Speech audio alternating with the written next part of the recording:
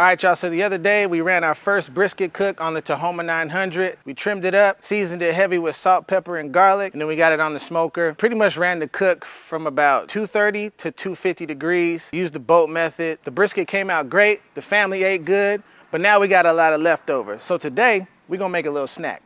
All right, so boom, first up, what we got is a few Middle Eastern style flatbreads. Go ahead and start with your favorite barbecue sauce. Shout out to my man, Saucy Luke's. Next, we're gonna come through with some mozzarella, that leftover brisket. Don't cheat yourself, treat yourself. Go hard and heavy on the brisket, man. We're gonna give it some pickled red onions as well. Gonna throw on some jalapenos too.